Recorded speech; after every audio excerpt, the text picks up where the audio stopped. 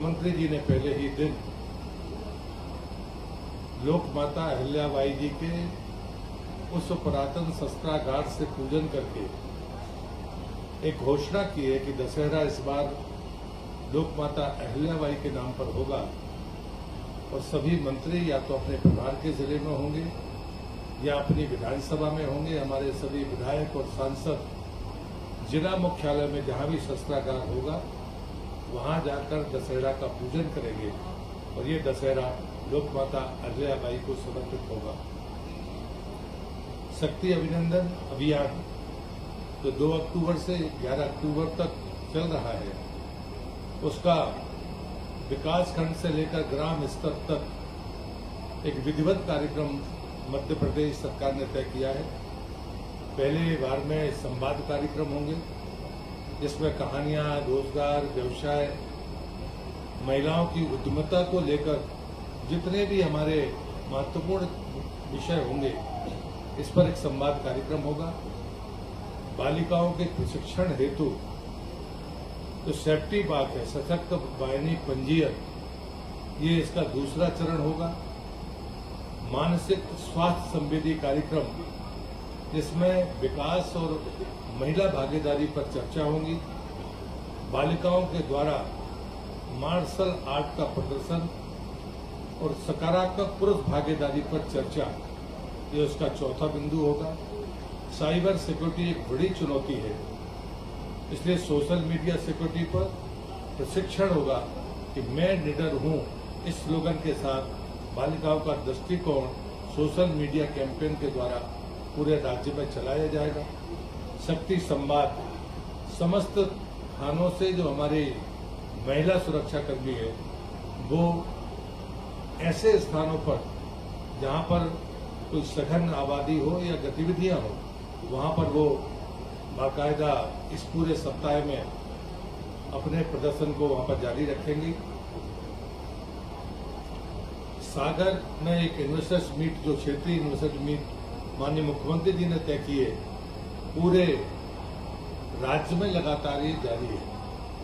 भोपाल के बाद जो लगातार जबलपुर और अन्य जगह पर हुई है, तो सागर अभी तत्काल में जो इन्वेस्टर्स मीट हुई है उसमें 3500 से अधिक प्रतिभागियों ने भाग लिया है। 10 राज्यों से प्रतिभागी यहाँ पर आए थे। रीजनल इंडस्ट्री कॉन्क्लेव सागर में 96 इकाइयों के आशय पत्र, जिसमें 240 एकड़ भूमि आवंटित की गई है, जिसमें 1560 करोड़ से अधिक की पूंजी निवेश और 5,900 से अधिक व्यक्तियों के रोजगार की संभावना है। लगभग 23,181 करोड़ के निवेश प्रस्ताव इस समिट में प्राप्त हुए हैं। आगामी दिनों में हैदराबाद का रोड शो 16 अक्टूबर को होगा। भोपाल में माइनिंग कॉन्क्लेव 16, 17 और 18 अक्टूबर को है और रीवा की रीजनल इन्वेस्टमेंट 23 अक्टूबर को होगी। हमारा जो 7वां बिंदु है वो मध्य प्रदेश में बेरोजगारी दर पर हम गौरवान्वित है मध्य प्रदेश सरकार, और मुझे लगता है कि कई बार इस पर हम विचार करते हैं लेकिन शायद हमारी जानकारियों का अभाव होता है। हम गौरवान्वित हैं आज कि भारत सरकार ने जो बेरोजगारी का आंकड़ा देश के सामने रखा है उसमें सबसे ज्यादा बेरोजगारी केरल राज्य में है और केंद्र शासित प्रदेश में लक्षद्वीप में है। केरल में बेरोजगारी दर 29.9% है और केंद्र शासित लक्षद्वीप में 36.2% है और जो राष्ट्रीय स्तर पर इसका औसत है वो 10.2% है। लेकिन मध्य प्रदेश सबसे नीचे कुल 2.6% बेरोजगारी दर के साथ हमने जो सफलता अर्जित की है, आज हम सबके लिए आज के दिन को मैं मानता हूं कि ये आंकड़ा हम सबको गौरवान्वित करता है। इस बात के लिए भी मैं माननीय मुख्यमंत्री जी का आभारी हूं। आज हमारी 3 स्कीमों में हम यहाँ पर खाते में पैसा डाल रहे हैं, तो माननीय मुख्यमंत्री जी अभी काम कर ही रहे। लाडली बहना योजना के अंतर्गत अक्टूबर माह 2024 की राशि 1574 करोड़ अभी सिंगल क्लिक से आज के ही दिन डाली जा रही है। सामाजिक सुरक्षा पेंशन 332 करोड़ आज भी सिंगल क्लिक से ये जा रही है। प्रधानमंत्री उज्ज्वला योजना अंतर्गत समस्त एलपीजी गैस कनेक्शनधारी उपभोक्ताओं तथा गैर पीएम उज्ज्वला योजना श्रेणी की लाडली बहना लाभार्थियों को जून 2024 की जो गैप की राशि है 28 करोड़, वो भी आज सिंगल क्लिक से डाली जा रही है। विजन डॉक्यूमेंट के लिए आज माननीय मुख्यमंत्री जी ने कहा है कि 1 वर्ष के भीतर जो भी काम जिनके क्षेत्रों में जिलों में हुए हैं उसका विजन डॉक्यूमेंट के साथ उसका जनता के सामने प्रस्तुत करें, ताकि हमारी इस काम करने की गति का जनता जनार्दन को पता हो सके। आज हमारे नए मुख्य सचिव की उपस्थिति में पहली कैबिनेट की बैठक की 1989 बैच के आईएएस जो भारत सरकार में भी बड़े महत्वपूर्ण पदों पर रहे हैं, राज्य के तमाम विभागों को उन्हें संभाला है, उनकी आज पहली कैबिनेट में उनकी उपस्थिति थी। माननीय मुख्यमंत्री जी सहित मंत्रिपरिषद ने उनको शुभकामनाएं दी हैं और हमारी पूर्व मुख्य सचिव जिन्हें 10 माह तक इस राज्य में मुख्य सचिव के तौर पर काम किया है, उनके प्रति भी आभार व्यक्त किया गया है मंत्रिपरिषद के द्वारा।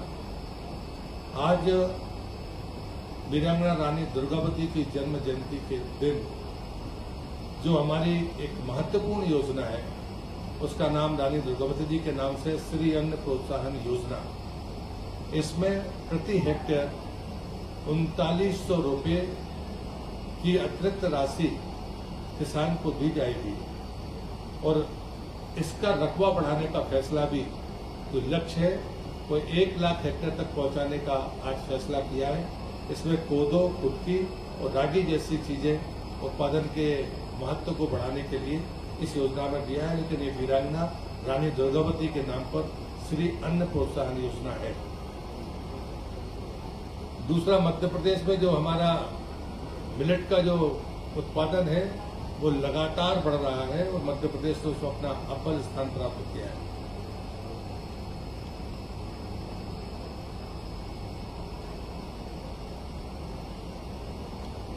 सहकारिता विभाग में मध्य प्रदेश एक बात के लिए और जाना जाता है कि हम 0% ब्याज की दर पर किसान को कर्ज देने का काम करते हैं और इस बात का भी आज मंत्रिपरिषद ने आज ही के दिन फैसला किया है कि हम इस योजना को जारी रखेंगे और इसमें एक अंश भारत सरकार देती है और एक अंश मध्य प्रदेश सरकार देती है।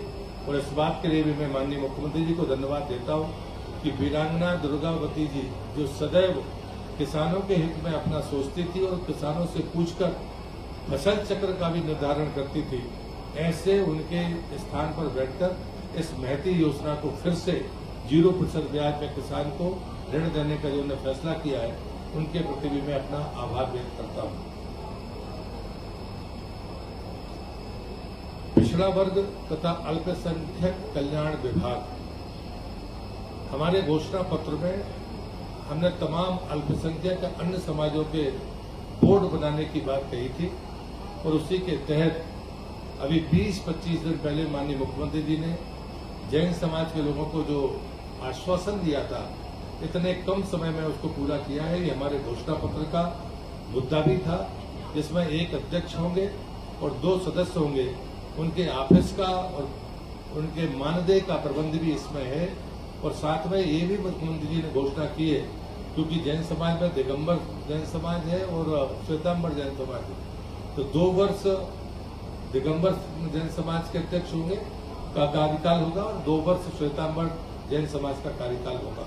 ये महत्वपूर्ण फैसला आज कैबिनेट में लिया गया।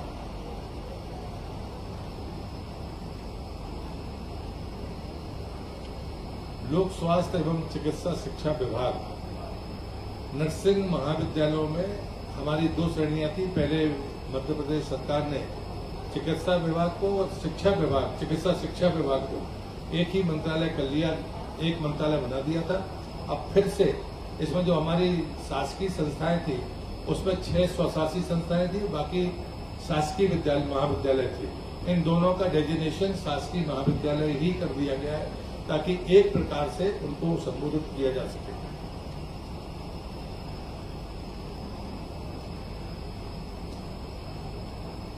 अंत में हमारे जो दमोह के लोग होंगे, वैसे तो राज्य के लिए भी ये बहुत महत्वपूर्ण है कि दमोह जिले में एक हवाई पट्टी है जिसका राजस्व का जो टाइम था लीज का वो समाप्त हो गया और अब वो मध्य प्रदेश सरकार की संपत्ति है। आज सैद्धांतिक सहमति हमारे कैबिनेट ने मंजूर की है कि हम उसे उन्नत करके हवाई पट्टी बनाएंगे। इस बात के लिए भी मैं माननीय मुख्यमंत्री जी को धन्यवाद देता हूं। दूसरा, रानी दुर्गावती संग्रहालय मदन महल किले के चारों तरफ जो पहाड़ी है उसको भव्य रूप से बनाने का फैसला मध्य प्रदेश सरकार ने किया है। साथ में चूंकि सारी चीजें उसमें जुड़ जाएं, उसके और भी विस्तार तरीके से विचार हो, इसमें माननीय मुख्यमंत्री जी की अध्यक्षता में एक समिति बनी है ताकि सारी बातों को उसमें लिया जा सके। उसमें हमारे स्थानीय मंत्री माननीय श्री राकेश सिंह जी, हमारे जनजातीय मंत्री माननीय विजय शाह जी, उसमें मेरा भी नाम है और यहाँ पर्यटन मंत्री धर्मेंद्र लोधी जी, ये समिति के सदस्य होंगे और ये समिति ये तय करेगी कि वास्तव में उस उतने लंबे चौड़े क्षेत्र में किस प्रकार से डेवलपमेंट हो ताकि वीरांगना रानी दुर्गावती जी के उन तमाम व्यक्तित्व को निखारा जा सके, चाहे वो न्याय से जुड़ा हो, चाहे वो जल प्रबंधन से हो, चाहे उनकी प्रशासनिक क्षमता हो, चाहे वो किसान कल्याण की उनकी मनोवृत्ति हो, जितने भी प्रकार के उनके फैसले हैं वो सब उस संग्रहालय में दिखें जो ओपन होगा, जिसमें सभी प्रकार की सुविधाएं होंगी, जिसमें थिएटर भी होगा, ओपन थिएटर भी होगा, जितने प्रकार के अनाज के या जनजातियों की रहन सहन की जितनी भी विधियां हो सकती हैं वो सब वहां पर मौजूद हो। इस बात के लिए माननीय मुख्यमंत्री जी की अध्यक्षता में इस समिति का निर्माण किया है ताकि वो जल्दी इस बात को आगे बढ़ाकर उसको भव्यता और दिव्यता प्रदान कर सके। मैं अपनी बात यही समाप्त करता हूँ। तो कुछ पूछना तो पूछ सकते हैं।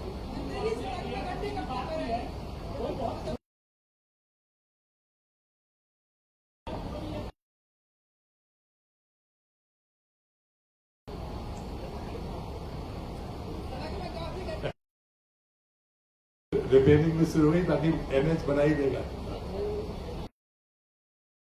धन्यवाद दें।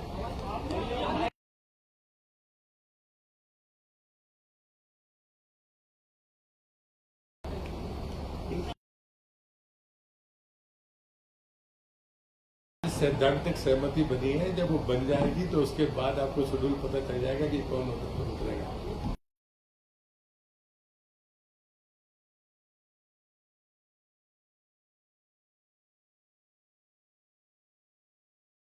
आज का दिन तो पूरी तरह से वीरांगना रानी दुर्गावती जी के लिए समर्पित है और इसलिए जितनी भी योजनाएं या जितना हम कर सकते थे हमने आज श्रद्धा के सुमरन के चरणों में अर्पित किए हैं। और जो हमारे जनप्रतिनिधि थे, हम लोगों ने माना कि हवाई पट्टी के उद्धार के बारे में आगे बढ़ना चाहिए, तो उस पर सैद्धांतिक सहमति उन्होंने दी है। तो मुझे लगता है कि ये और पर्यटन की दृष्टि से जो रानी दुर्गावती के इस पूरे क्षेत्र में होना है उसके लिए बाकायदा एक रोड मैप है। बहुत धन्यवाद सबको।